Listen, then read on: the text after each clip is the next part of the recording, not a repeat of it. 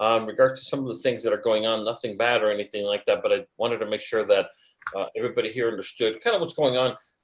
George is not with us right now. He's actually out of state right now, but he's combining what he has going on out of state with also some personal time that he's been needing that he hasn't taken for a long time in regards to the passing of his son and a lot of other issues that have gone in are going on or have happened in his life. And so anyways, I met with him last week and I was telling him that he really needed to take time for himself away from everybody. And George is just like the Energizer Bunny. He takes on everything at the same time. And I told him that was just simply not the best thing to do. He's not going to be at his best for himself or for anybody else. And so, for the lack of a better phrase, he's just going to go ahead and take some time off, a little personal sabbatical, if you would. And so I'm not really too sure where he will be or what he's going to do. But I did tell him that I wanted to make sure I made myself available for him in case anybody needed anything. And so, if you need George for anything, for those that got here just now, I was mentioning the fact that I'm going to be helping George out. I met with him last week, and he really needs to take some time to himself and get over some of the things that have happened in his life, especially the death of his son. And so anyways, I told him that I was going to help him out with anything that the team might need. So if you need anything whatsoever from George, call me or text me. And on a worst case scenario, we'll just wait for him to come back. And so don't be surprised if you don't get an answer, that you might need that can only come from George. We really need to give him his time. He really hasn't healed. He hasn't mourned. He hasn't done a lot of things that he should have done by now with his son or due to the passing of his son. So I promise him that I will help him out for as long as it takes. So anything you need, just let me know. And if I can't get you the answer, which more than likely I will, if it's related to business, you just might have to wait for him to come back, if you would, from his sabbatical. He's got a lot of things on his mind and on his heart that he really needs to address. And I told him if he doesn't do that, he's really no good to anybody, especially himself. And so he agrees. So he's going to go ahead and take that time to mourn and heal and do all the things that he really never had a chance to do. Everything happened so fast with the passing of his son that at this point he realizes he needs to do something. So if you can just keep him in your prayers. Again, he is fine. He just does, like all of us, need to bring closure to some issues that have transpired in his life, like we all have. And it's really important to always take care of yourself, because again, if we don't take care of ourselves, we're really no good to our team, to our family, to ourselves. And so that's what's going on with him. So having said that, this Monday and next Monday, I'm going to go ahead and run his webinars for him so that he can do what he needs to do. And once again, if you need anything from George, just come to me, please. Don't call him or text him. I told him I wasn't going to call him or text him either. And there's really nothing out there that can't wait. That's just the reality of it. Or if it cannot wait, then we'll get to the answers, whether it be from the carriers or it be FFS headquarters or whatever the case might be. We'll go ahead and get you the answers that you need. I can promise you that. And so really what I wanted to do just today is give you a little bit of advice as it relates to closing business that has worked out for me and for a lot of the members on our team. And it's based on a PLR or a book that I wanted to give to you. And what I'm going to do is give you at the end of the very short webinar today the link to download it. It'll be good until Wednesday, because on Thursday I need the link for something else. And so anyways, I just wanted to share this with you. So let me go ahead and bring it up so you can kind of see it and get a better idea of what it is that I'm talking about, so you really take this to heart. And I'm talking about a great ebook. It's actually part of the PLR. Now, just so you know, a PLR, which I went over in great detail a couple of weeks ago, we're going to be coming out with, I'm actually paying people to put together some PLR stuff just for us. And the PLR is basically what allows you to become an author and an authority without having to write a single thing. It's something that you purchase, and it's licensed in such a way that literally we get it in Word format, and all you do is change the author's name to your, actually it doesn't have an author, because there is no author. It's just something you put your name on it, and then it becomes yours. And so that's the kind of stuff you give away. We're working, as you know, on the email side of the house, and sometimes we need some clickbait to get somebody to give us their personal information, and guides, reports, ebooks are an excellent, and I do mean excellent, way to do just that. They're working on one for police, one for teachers, and so on. And so once people go through what they need to go through with us, we'll give it to you, and it'll have your name on the bottom. We're not claiming that you are a full-blown author, but it is with your name on it. And it's got one on how to maximize your CalSTRS pension. The other one is with law enforcement and so on. And so again, we're going to be able to just help you out. But what I wanted to talk to you about which is, again, I'm going to give you a copy of this PLR, is, as you can see right there, something called storytelling marketing. And it's probably the one thing that I can attest to personally that has helped me close the business that I've closed throughout my years. Because for me, becoming an authority the other way, meaning to really, really know the insides and the outsides of all of the pensions programs out there, CalSTRS versus CalPERS versus emergency responders versus individual retirement trust funds and so on. It's just too hard. And so I really cannot compete with people at that level. And there are people that do that, which is excellent. I'm just not that type of an intellect, if you would, that I can go ahead and do that. And so what I started to fall back on is more of the storytelling marketing. And storytelling marketing can get you very, very far in a very short amount of time, simply because, like it says here, maximize sales and gain instant authority with powerful storytelling campaigns. And so whether you're marketing to teachers, I can promise you right now, it's a lot easier for you to tell a story than it is for you to sell something. And that's what we call it. Stop selling and start telling, because people can relate and you can customize your message to people around you. And I'll give you an example. Perfect example would be marketing to police. The hardest part in anything, whether you're marketing to teachers, police, doctors, or anybody, is getting that very first client, if you would. Even if you close him, or if you don't close him or her, it will be invaluable for you to be able to say things like, well, you know what, if I'm talking to a prospect that works at that same hospital, you know, it's a matter of fact that Dr. Jones felt the exact same way until he realized that the day he stopped working, he was going to stop making money, or whatever the case might be, or just simply sharing a story. I used to do the $1 Million Baby presentation that got me business, but what really got me a ton of business was when I swapped it with my own granddaughter. This is her 3rd birthday coming up in July. I'm sending in my 3rd payment. And so what I do now, instead of talking about the $1 Million Baby, I just talk about, first of all, why I got her own IUL going. And then number 2. We say storytelling marketing. Is that what you want us to do? That's it. That's a slide. It's just a slide. Okay. Yeah. And so, like I said, I don't think it's here. Let me see if it's on this computer, because I've got several running around here. Hold on. Let me just bring this down for 1 second. And the reason that I say this is because it will make life a lot easier for you. And not only that, but it does several things. Number 1, it kind of kills several birds. Let me see if I can pull this up real quick. But it does several. Okay, here it is. And I'll pull it up in just 1 second. You're not going to be able to see it yet, but let me just go ahead and pull this up so you understand what I'm referring to. And so now I'm going to go ahead and pull it up. Let me just bring it up so you can see what I'm saying. Now, this is just one element, which is, again, simple. The $1 Million Baby, what we call $1 Million Baby concept, which is this one right here. I do these via Zoom now with individuals. We do this with police departments. We're doing this with Orange County. And so now we're doing it via Zoom because we can't get in there. But the point that I'm making is the $1 Million Baby concept that we talk about, unlike before that just had a generic story, I start off and I end off with this right here. This is the one that it really is. This is today I delivered the most meaningful IUL policy of my life was for my daughter Zoe, and so on and so on. And so while there's always an emotional element, which is what this one covers, there's also another element that says that we have to go back and back it up with facts, if you would, the logical side of the house. And so the way I do it, this is the emotional, where I tell the story about her and the things that I'm doing for her and so on and so on. But the logical side is backed up by me breaking out my NLG app and opening it up and showing people, look, by this time I put I'm only doing $100 a month, which is $1,200 a year, which is $2,400 a year for the life that she's had it. So for out of the $2,400, I've got $1,390. Or now it's $1,400.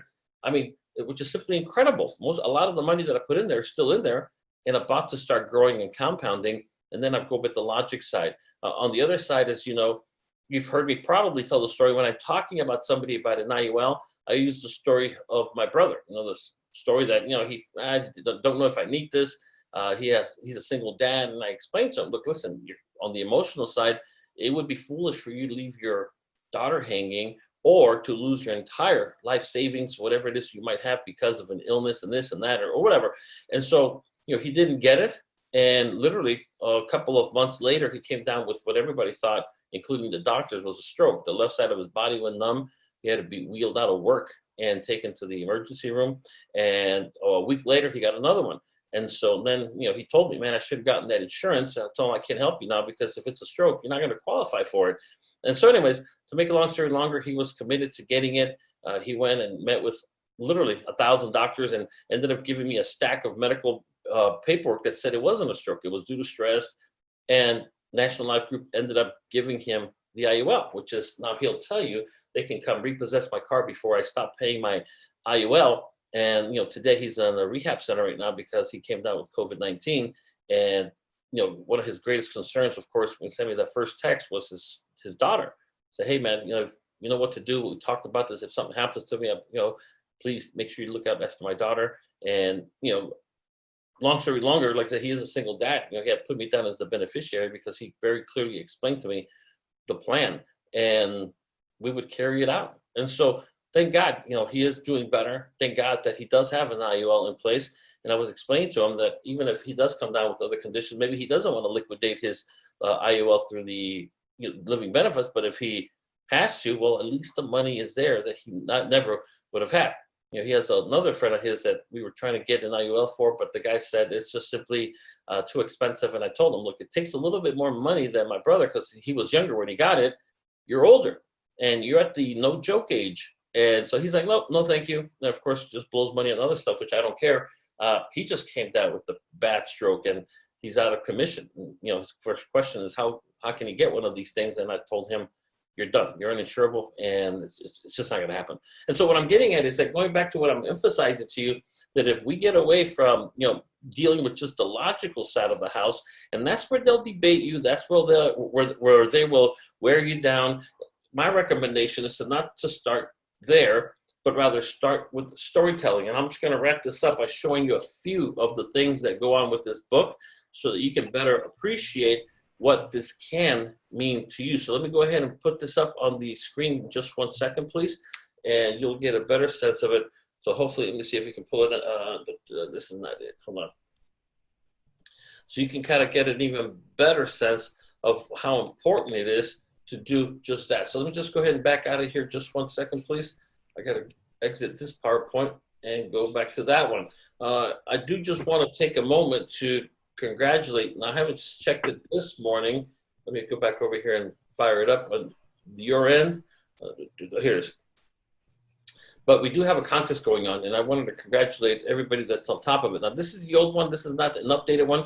$500 cash. This is something that everyone here should go after and try to win. But I just wanted to congratulate Daniela for being number one on the entire team for production, and then Kathy Loque, number two.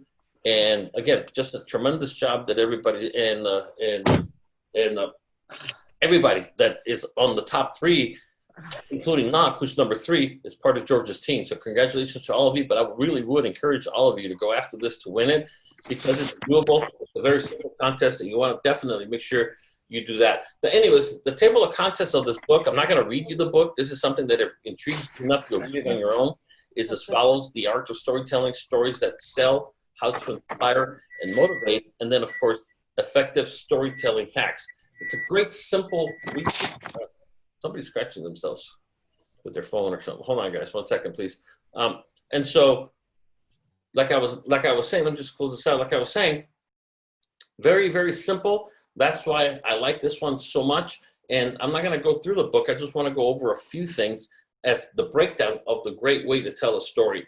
It says stories that sell. Every story has three main parts: the beginning, the middle, and of course, the end. When using storytelling to further your outreach, your story needs to cover all the bases, which means you'll begin by step one, setting the stage. In the first part of your storytelling campaign, you're essentially laying the foundation of your story arc. You're setting the scene. And so I don't care what it is you're going to be or who you're going to market to, this is something you have to plan. You can't just do this on the fly. It doesn't work. You'll come across as being fake, and it'll backfire. In phase one, you're outlining the conflicts that your audience is suffering with. In other words, you're acknowledging the problems that they need help with and clarifying your brand message to demonstrate you understand your market and what they're struggling with. I'll ask you guys, you're all muted, so let me just unmute everybody. At this point, if you know you have a lot of background noise, just go ahead and please mute yourself. But if not, I'm going to unmute everyone to see how fast we go through this right now. You mostly deal with teachers. What would you say are some of the conflicts your audience, in this example, teachers are going through right now? Anybody, real quick, anybody. No one's Budget cuts.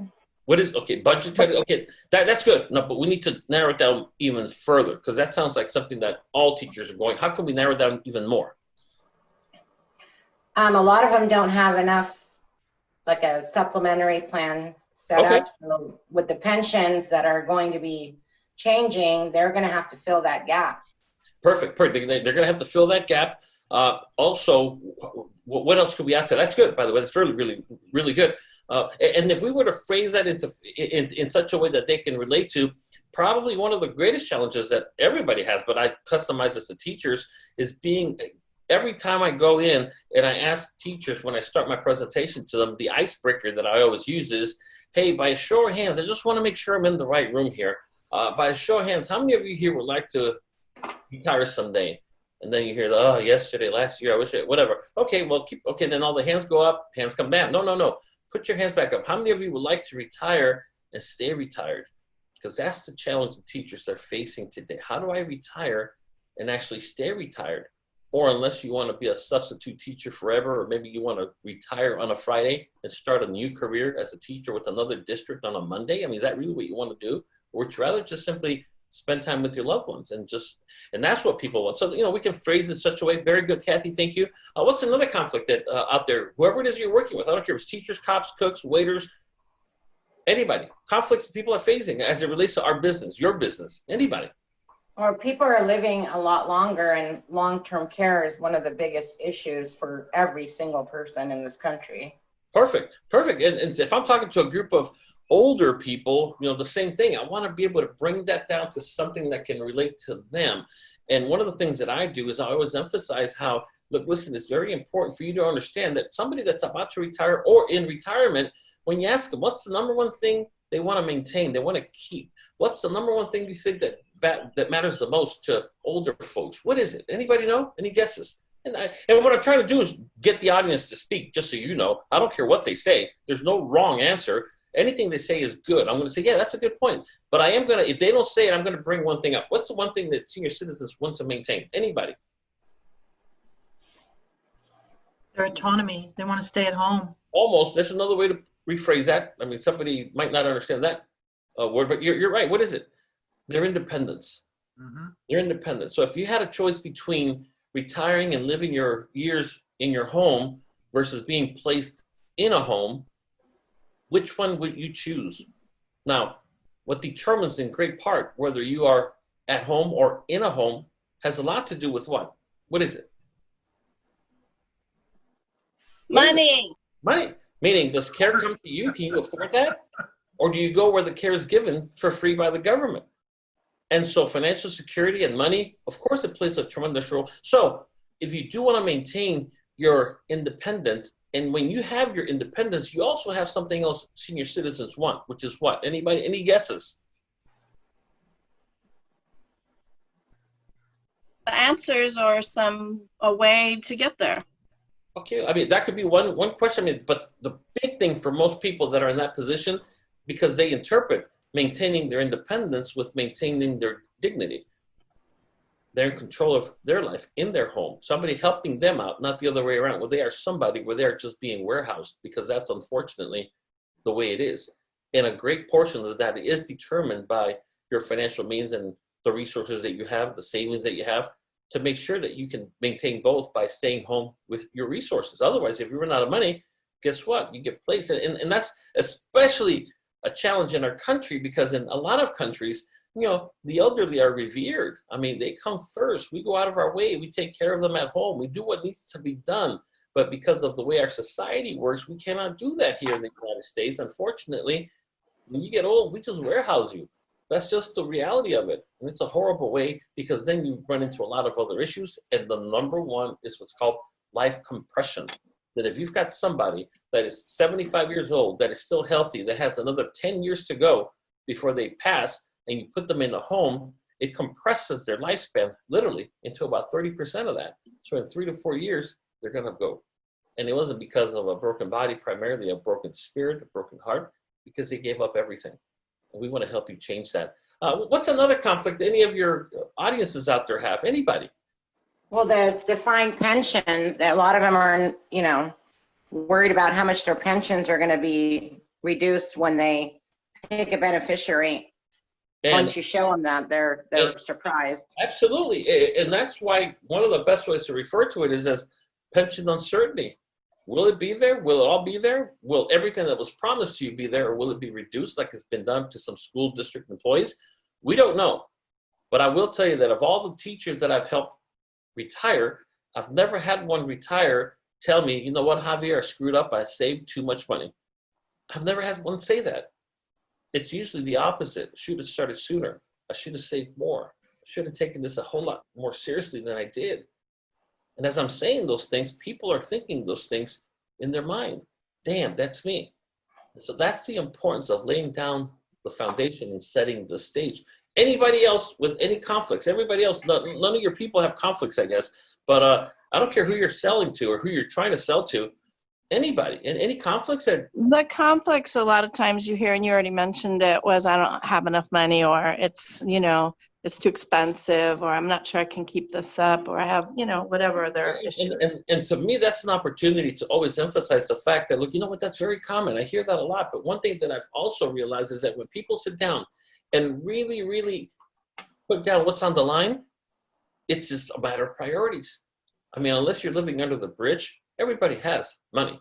I talk to police officers all the time, and I'm telling them, look, if you make just $75,000, and most cops make over $100,000 easily, but if you make just $75,000, you're going to make over $1.5 million in just 25 years. But the question, of course, is where's the money? It's not what you make, it's what you keep. So if you want to leave things to chance, you probably don't need me.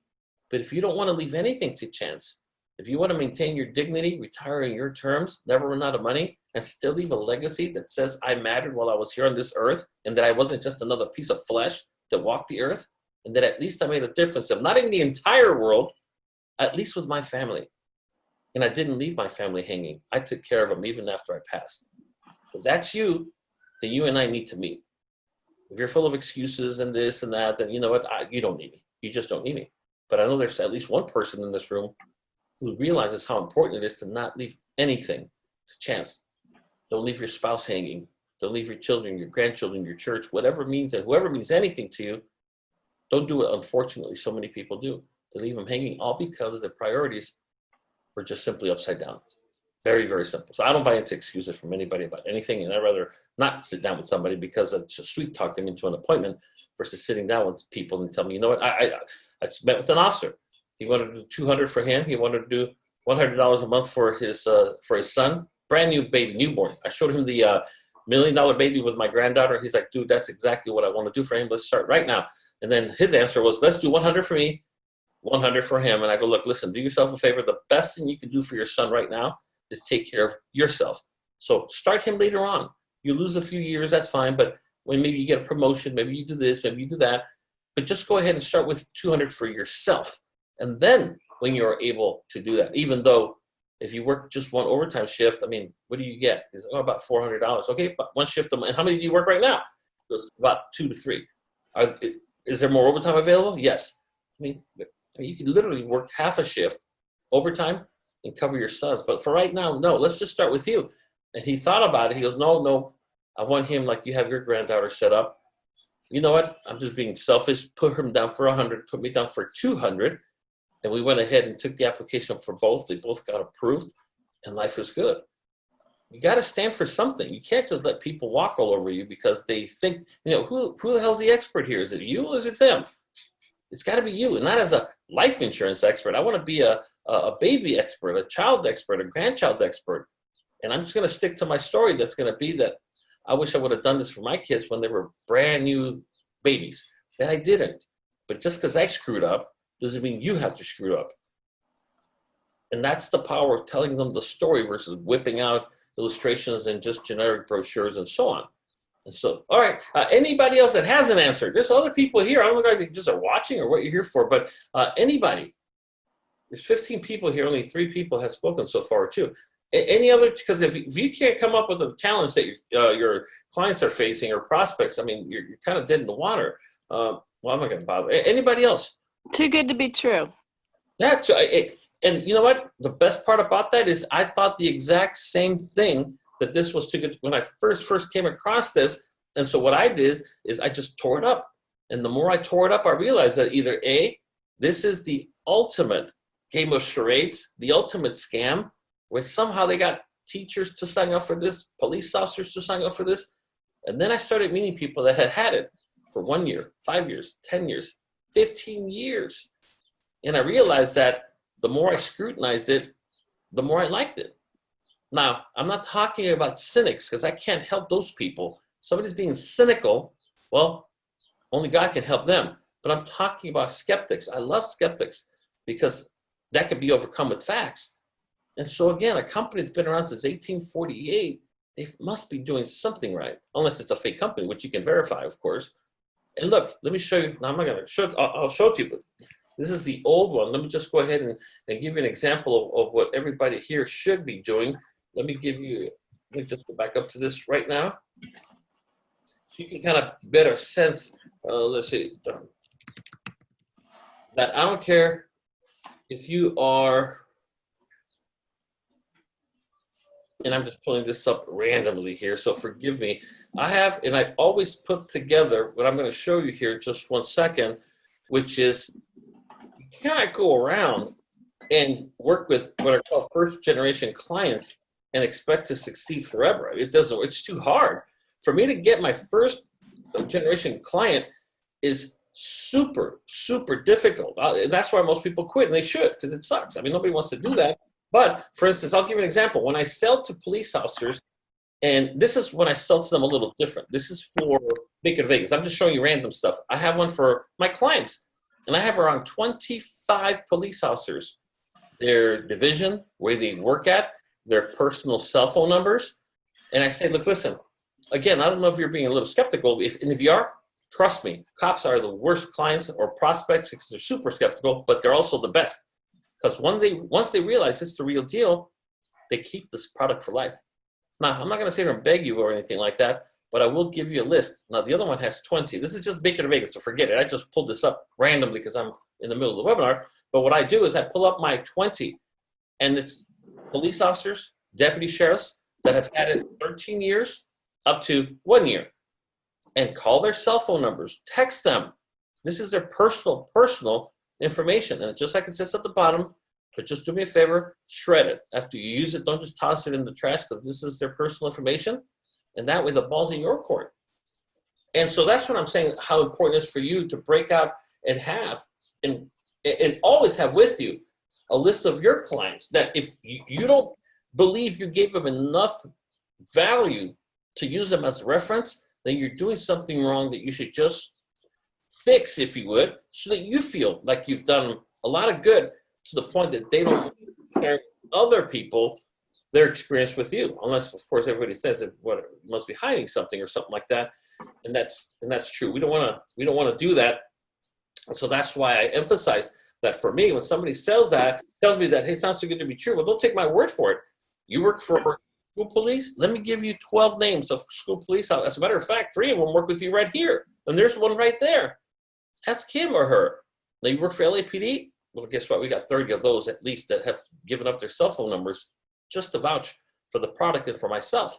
You work for the sheriff's department? You work here? Or what? That's the importance of overcoming that with facts.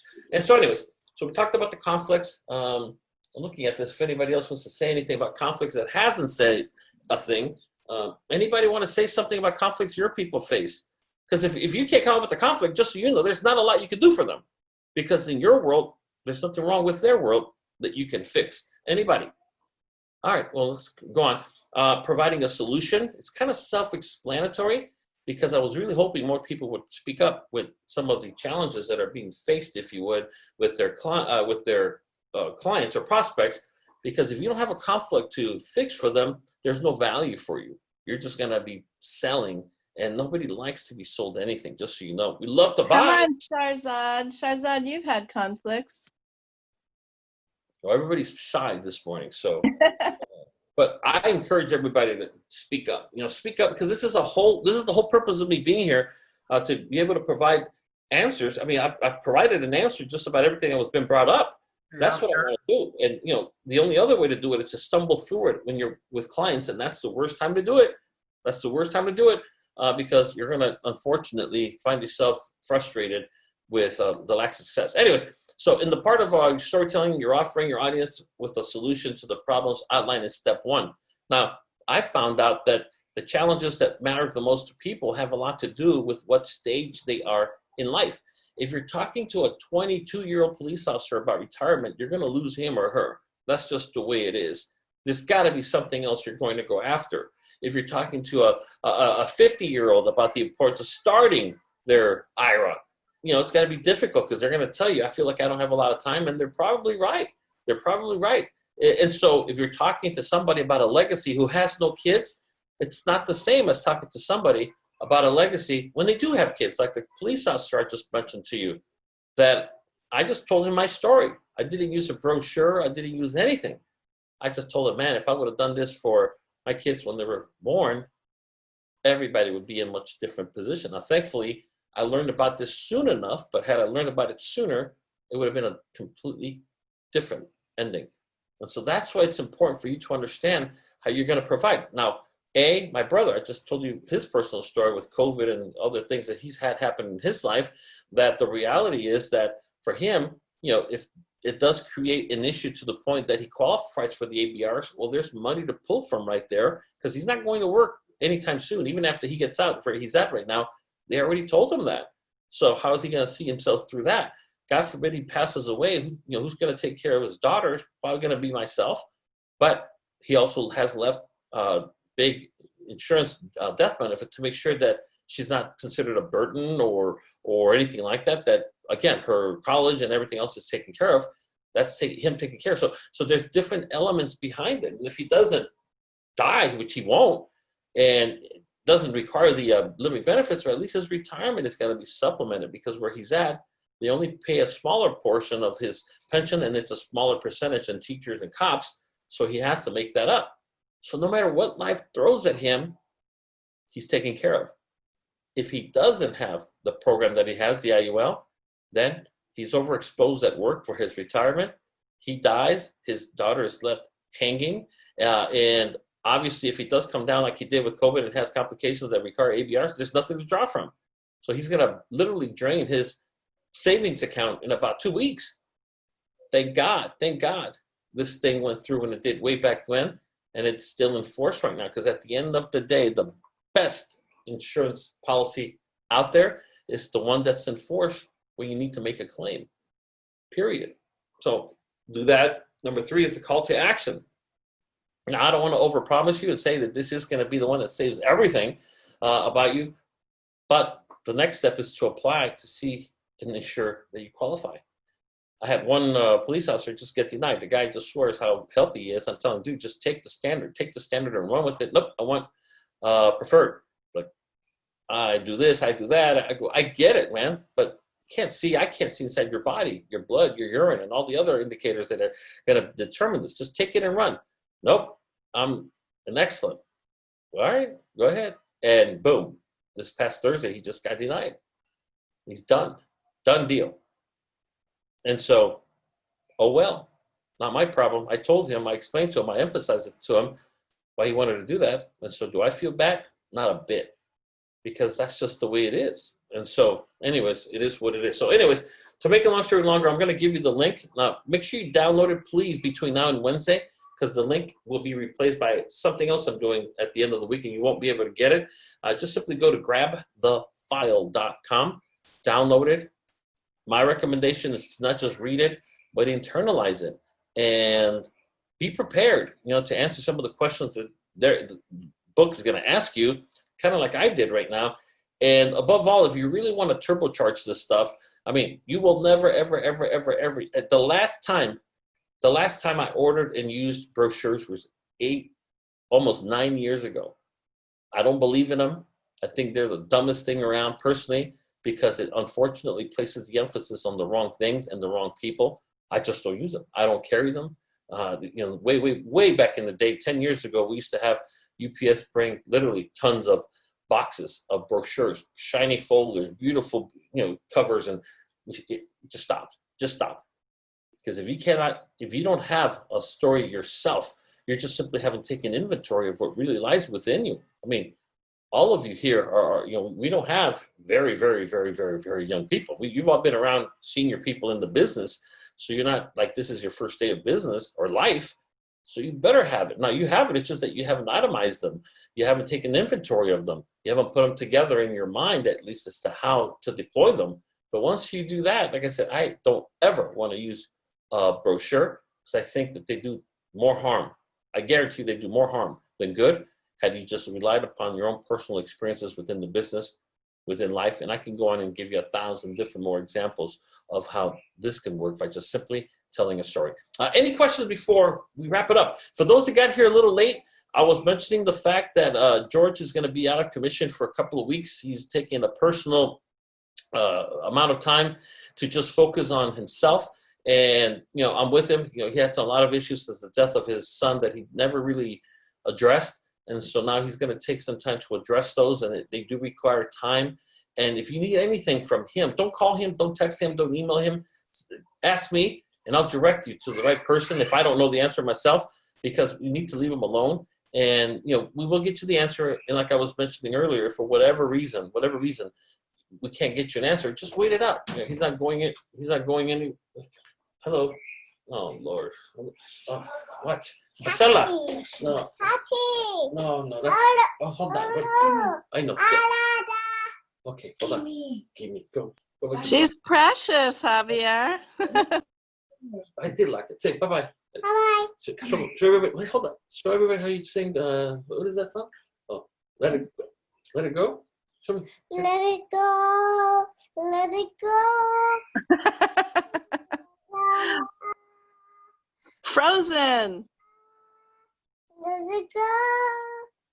Okay. Thank you. Go over to grandma. Come on.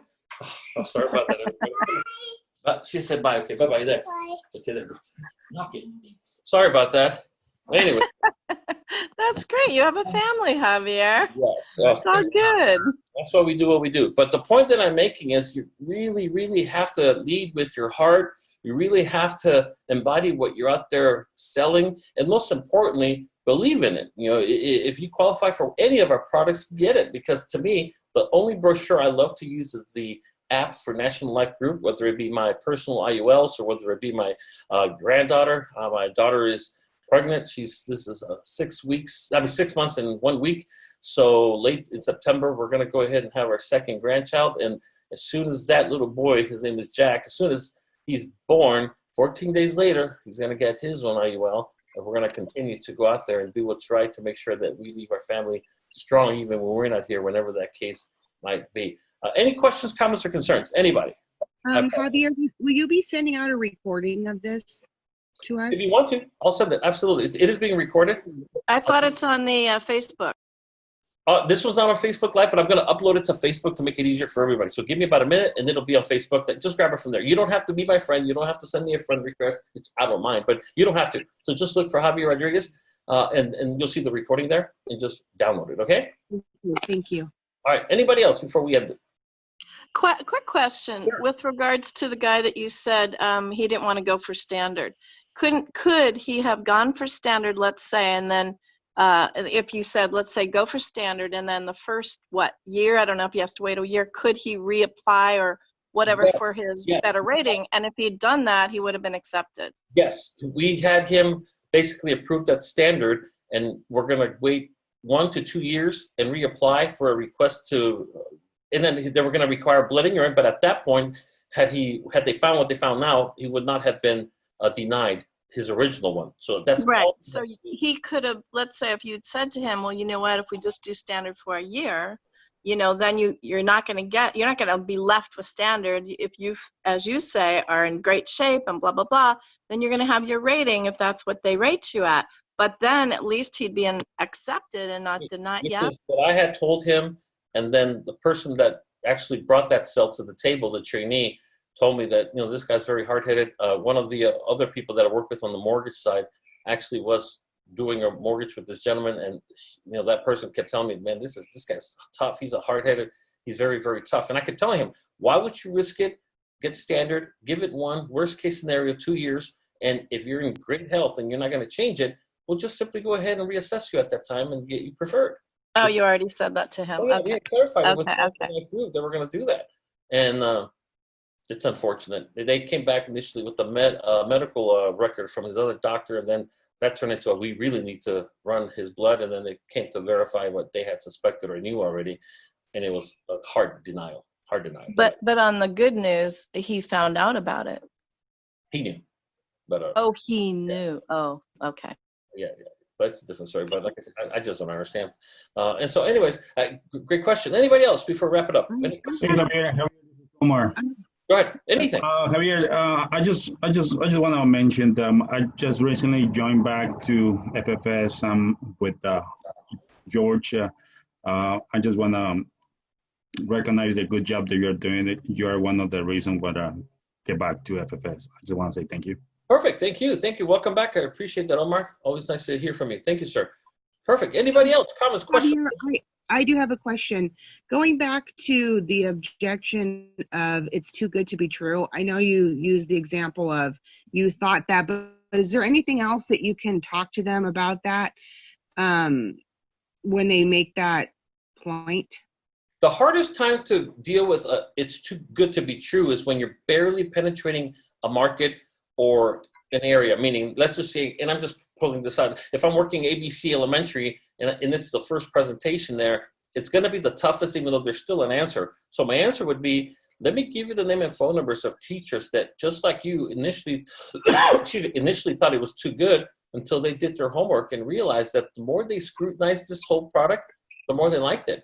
And so if you don't have that, then it's a different ballgame. At that point, I always direct them towards the National Life Group website About Us section that talks about 1848. It talks about all the things that, because you're going to be left with just the logical side of the house. That's a logical question. But Yeah. my recommendation, if I'm barely working ABC Elementary for the first time, we've all closed enough teachers to have, or at least should have, a list of references of teachers that you've given enough value to where they gave you their name and their cell phone. And here's the greatest thing of all. People ask me, I don't want to bug my past clients. Well, you shouldn't bug them. You're reaching out to them. But of all the times I've whipped out my list of 20 to 30 cops for just police departments, here's the crazy part. Every time I gave that sheet to the prospect, I got the business. But here's the crazy part. I have never, ever had anybody call anybody on the list. Ever. I could have just made up the damn thing. And so don't make it up, but I'm just saying that there's great power in you just simply offering something, kind of like a 30-day money back guarantee. And it just simply puts people at ease. Does that make sense? And so my recommendation in the beginning, I just throw money at the problem. So if I'm talking to somebody and I'm saying, look, listen, Oscar so-and-so, if you don't mind, what I would like to do is I would like to put you down on my list of personal references that maybe I can give only to other law enforcement officers, but I'm not going to waste your time. Whenever you get one of those calls from somebody asking about me, just let me know, and I'll shoot you a gift card to Starbucks for $5 every single time. And they're like, well, hell, I hope they call every 5 minutes. Okay, well, I hope they do too. They never do. But at least you know that you have something to give them. And so now that whole too good to be true, while it's always going to be there, if you've been in the business for just a little while, it's not an obstacle at all. Because my question to myself is always the same.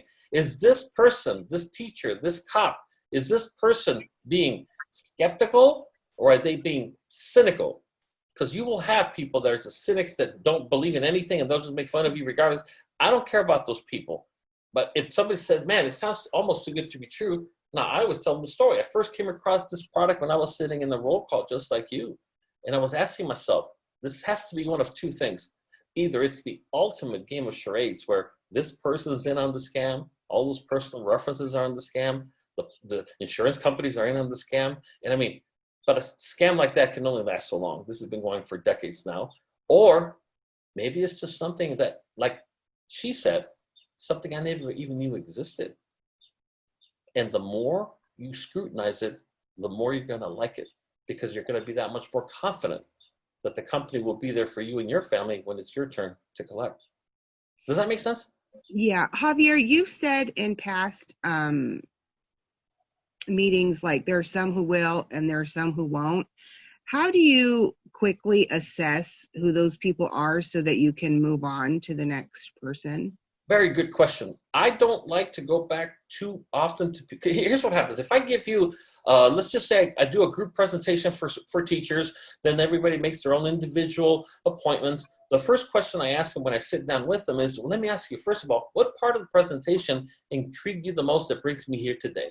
If you remember, I talked about tax-free income, about life insurance you don't have to die to use, and also how you can obviously leave something for your family. What is it that intrigued you the most? And depending on what they tell me, and I don't care what they say, because whatever they tell me, I just want to know if they remember what they heard and what they felt. And if they say, well, the tax-free income sounded really, really good. Perfect, because as you know, your pension is taxable, your 403B is taxable, you're going to have the most. So I'm going the logical side, but I always determine that if I'm talking to them in the initial follow-up appointment and they don't make a decision. So in other words, I always end my appointments like I just showed you when I was giving you the previous example.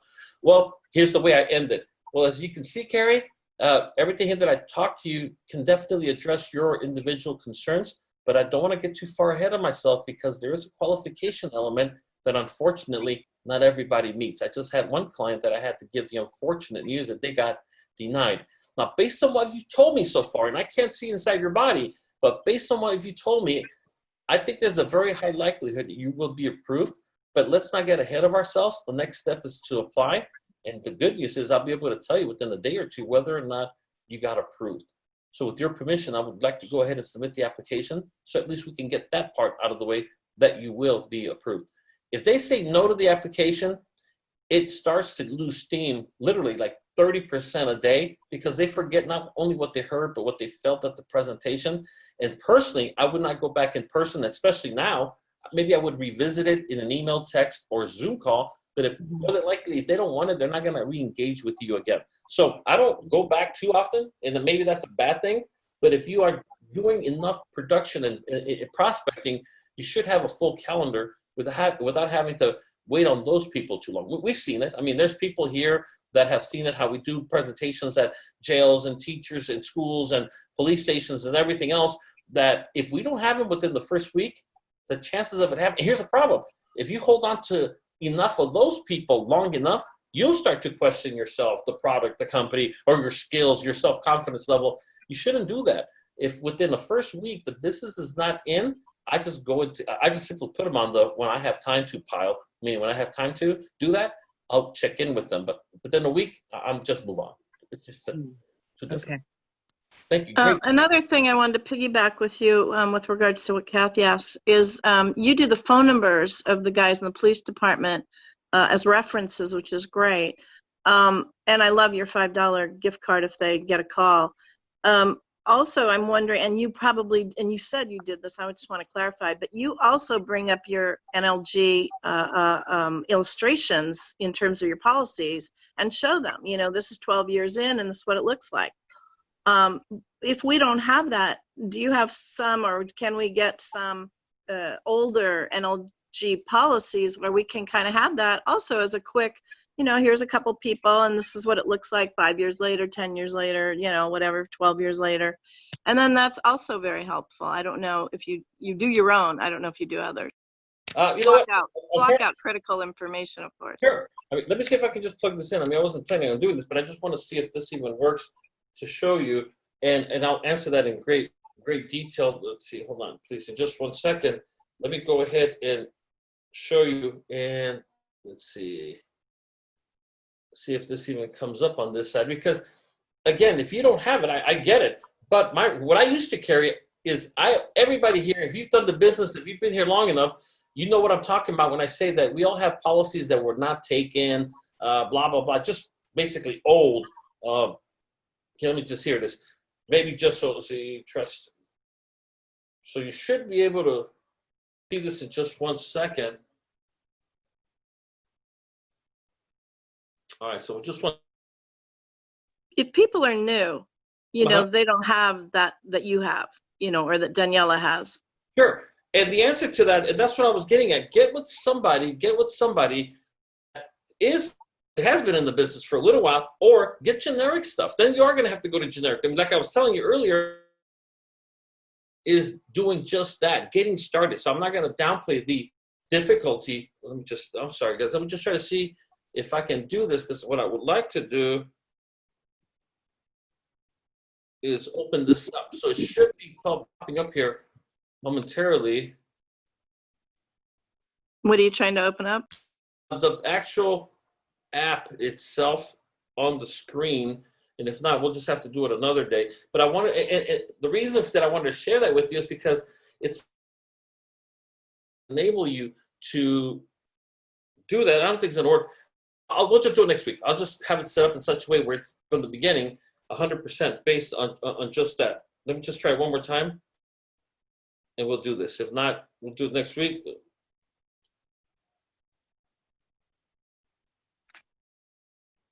What does the app do? Well, that's what I wanted to show you. I don't want to describe it. It's too hard to just describe. Oh, okay. But if not, we'll just do it next week. And then that's, like I said, and I cannot begin to tell. So I would encourage you to we'll do it next week. That way we can go ahead and have a little more time with that.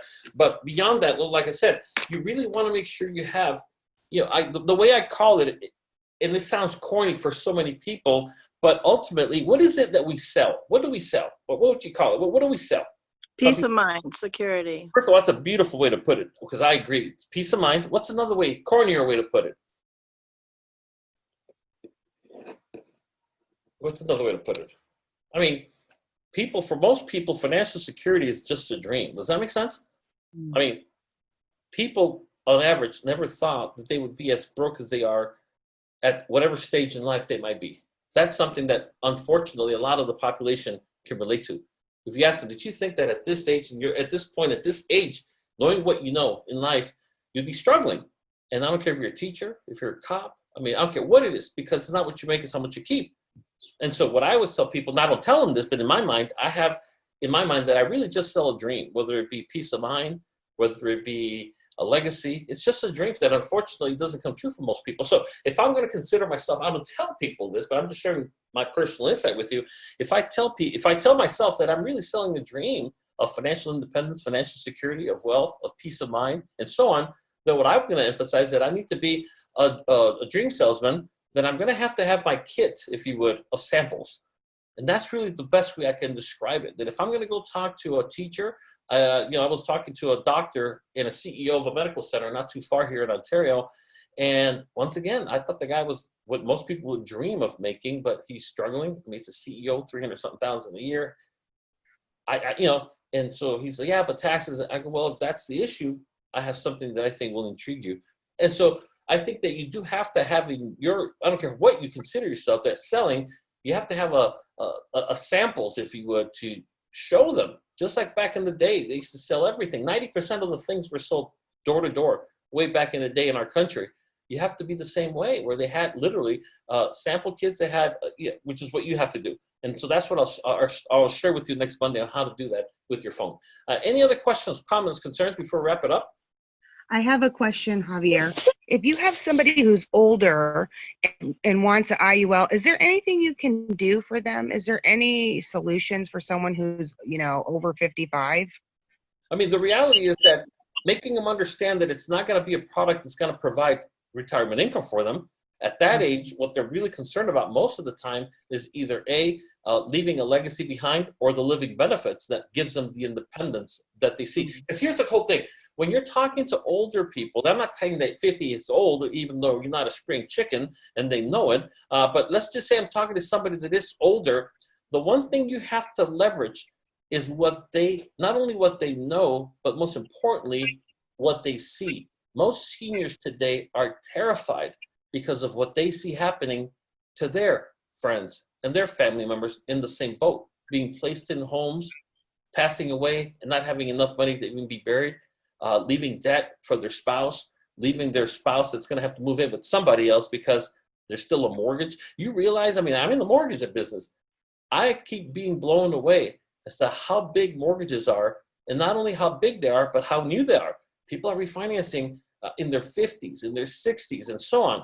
And so the financial burden is tremendous, and it doesn't go away. And so for somebody older, I would say, look, listen, the big deal with getting life insurance, first of all, at your age, is that you can get it while you still qualify, because statistically speaking, it's just a matter of time before you're uninsurable. Either you don't qualify for it medically, or the cost is just too high. And that's just the way that the insurance company is saying, we don't really want you. And so therefore, so the question is, do they have a spouse? Do they have a home? Do they have a mortgage on? Do they have children or grandchildren? That's another thing. We've never had so many parents having to account for their children, adult children at that, not because they're special needs or they're sick, just because they're struggling. And so you have to learn how to leverage these things. I'm not saying to manipulate people, but I'm saying bring it to the forefront. So we've got kids living with us that, you know, I was 18, I was gone. I was gone. My wife was in a different continent at 18, and that's just no longer the case. Either they don't want to, they can't, they cannot afford, or whatever the case might be.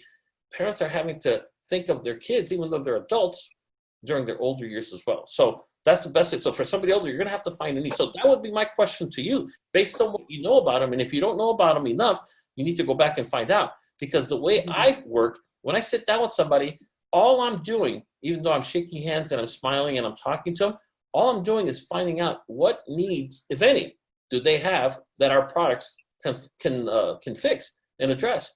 And if the answer, there are people there, there's nothing for them to benefit from us, so there wouldn't be any sense in doing it. But everybody has a degree, to some degree, a benefit they can obtain. We just have to find out, and that's, you have to be the detective. Ask the right questions to make sure that you're bringing value to somebody's life. Anybody else? Questions, comments, concerns? Just to add on to Kathy, also they could lump fund, correct? But the question will always be the same. What will be, I mean, I'll give you an example. We just had somebody that, Alan, as you guys know, he had a really good last 2 months, very good last 2 months, and this was going to be another one. The lady came across, a lot of money. She has no kids. Literally no kids. We're sitting on $2 million, and nothing really floated her boat until I brought up the fact that because she had no kids, how was she maintaining her independence? And that's really what got her thinking. Said, I never thought about that. Well, usually your kids are the ones that are doing that, and so on. She's like, I don't have anybody. And her big thing were two things. She wants to open up orphanages to help kids, but she wants to maintain her independence. And the only way you're going to do that is, of course, by having the financial resources. Her husband left her the money in the stock market. He lost $30,000 in one day. She was spazzing out. She doesn't know how the market works. She doesn't want to know how it works. And so for her, because of her needs, is why we went with the indexing element. And the reason she got a very big IUL was because she wanted to make sure that that living benefit was at least $1 million, which it was, because on a worst case scenario, she doesn't need it. She leaves it to charity, which multiplied her money 3 times on a worst case scenario. But on a best case scenario, if she goes down with something that requires medical care where she's still alive, then she can obviously advance herself up to 2%, which is $20,000 a month. And so no matter what life throws at her, she's taken care of. Any other questions, please? All right. Javier, this is Omar. Go ahead, sir. Yes, regarding to insure our own family, is there any carrier that pays commission on those policies? If it's your family? Yes, correct. Yeah, you'll still get paid, but if they live if they live in the same household as you, then they will pay as earned. Meaning, as they pay every month, they pay your commission every month. If they live in a separate household, then you get paid just like a regular advance, 75%. So yes, they'll pay you. Excellent. Thank you. All right. Anybody else? All right. If not, I just want to say thank you. We went a little longer, but I hope it was worth your time. And I will have, in my opinion, best brochures to use up and running next Monday. And then we'll get back to George after that. But I just want to say thank you for all you do. I see Daniela's on. Congratulations, Daniela, being #1 in the contest so far. And, I hope everybody steps up and goes after her. But she's doing a tremendous job of demonstrating to us that it's not the times that we are in that dictate our level of production. It's what is going on within our hearts and within our minds. So thank you, Daniela, and thank you, everybody else, for doing what you do.